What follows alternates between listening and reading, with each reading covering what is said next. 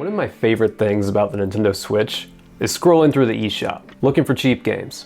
Okay, a lot of them are junk, but occasionally there are a few that really click with me, like the 6 games I'm going to talk about today. In this video, I'm going over 6 Switch games that are on the eShop right now for $20 or less. But before we get started, what cheap Switch games do you recommend?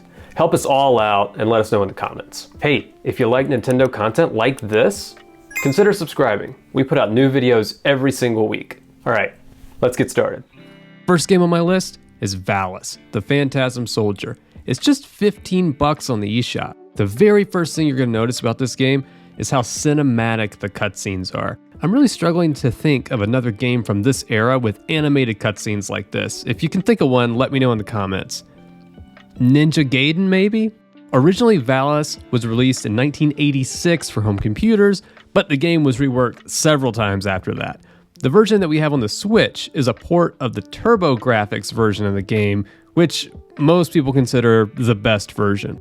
Valis is an action platformer with a really strong female protagonist, and it's one of those old school, really tough games. Let me warn you, this game is challenging. The enemies are tough, they respawn almost instantly, and if you're not careful, you can really quickly get overwhelmed. Valis takes some trial and error. Once you've played through a level a few times, you start to memorize where the enemies are hiding and where to find power-ups, but it's always pretty difficult. Now, this first Valis game is only 15 bucks, but if you're into it, you can spring for the Valis Collection, which includes Valis 1, 2, and 3. The fourth game is on the Nintendo Switch Online service on the Super Nintendo. So if you have a Nintendo Switch Online subscription, you can play it for free there. There's also a 5th game in the Valis series, but it's a little different from the first 4.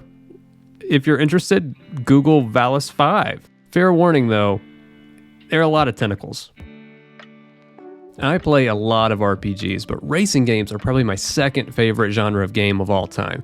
And Slipstream takes me right back to the arcade racing games that I grew up with. So this game has 2 gimmicks, the drifting and the slipstreaming. Drifting, pretty self-explanatory, but slipstreaming, maybe not. In the game, when you drive behind another car, your slipstream gauge starts to fill, reducing the drag on your car and letting you kind of slingshot yourself past them. Slipstreaming isn't just a cool concept in the game, it's practically required to win. In a race, you're not really racing against a ton of people, it's just you versus a rival who's pretty far out in front, and you gotta find a way to catch up with them and overtake them before the end of the race. There aren't laps so much as you're just driving through a single course. I really like how in certain modes of the game, you don't have to go to a menu to pick races. You go straight from one race to another, and you get to choose which race you want to take part in next based on the exit you take at the end of the course. It's a really fun and intuitive way to keep this fast-paced racing game going without pausing every few minutes to select a new course. I mean, it's more or less just an interactive menu, but it just feels really natural. Slipstream controls really well, the pixel art is great, the soundtrack is unbelievable, and there's also local multiplayer for up to 4 people for some split-screen fun. The game also has this awesome rewind feature. If you get into an accident and you need to back up and approach a turn a little differently, just hold down the rewind button and it'll take you back 3 or 4 seconds so you can correct your turn. It reminds me a lot of the rewind feature from Forza Horizon. Slipstream is available on the Nintendo Switch for $9.99. I can't believe Chrono Cross is under 20 bucks for the Switch. You're getting so much for your money with this JRPG. So originally released in 1999 for the PlayStation, Chrono Cross got ported over to the Switch April 7th, 2022. It's the sequel to Chrono Trigger, and for a lot of people, it just didn't hit the mark in the 90s.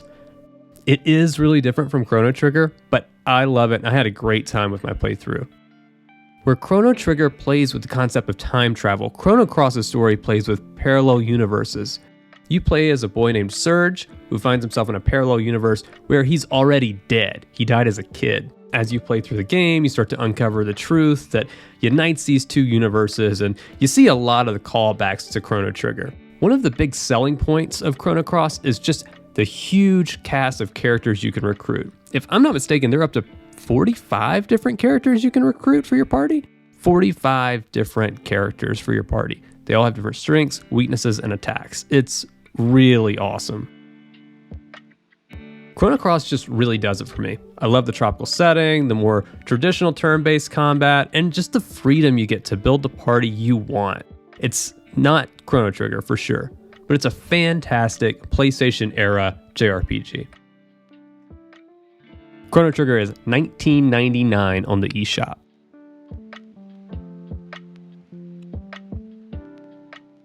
Released August 30th, 2018, from developers Sabotage Studios and publisher Devolver Digital.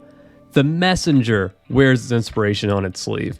The devs were clearly influenced by Ninja Gaiden, but with the Messenger, they've built something completely of their own. The game does a really cool job of playing with time, sending your ninja to the future, and it reflects those time change periods with different pixel art styles. For example, the past is portrayed in 8-bit, the future is in 16-bit. I really don't want to give away any of the 16-bit parts of this game because the pixel art is just absolutely gorgeous. Just take my word for it. It's worth playing and seeing those for yourself. Sea of Stars, the retro-inspired RPG from Sabotage Studio, is also set in the same universe as The Messenger. And The Messenger is $19.99 on the eShop.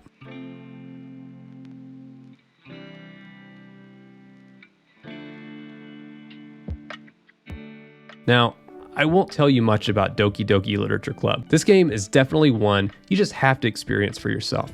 Now that said, it's rated M for mature, and please take that seriously. The first time I read about this game, I read that it was this psychological horror game, and I thought somebody had messed up and mislabeled it. There was no way this anime visual novel could be a psychological horror game, right?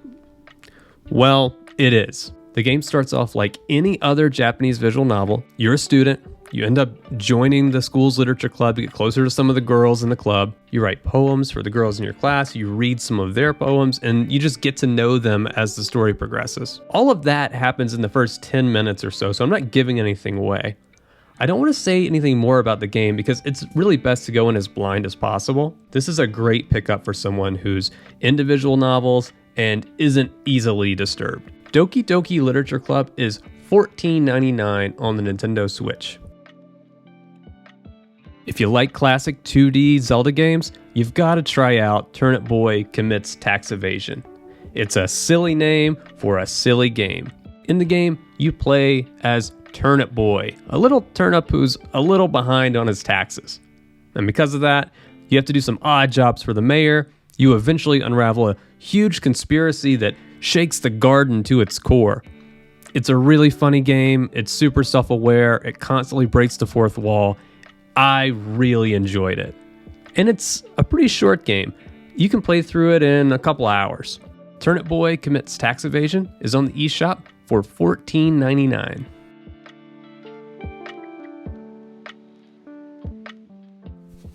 There are so many great cheap Switch games on the eShop. I just covered 6 of them, but what do you recommend? Let us know in the comments below so we can all try them out. Thanks for watching. Thanks for subscribing.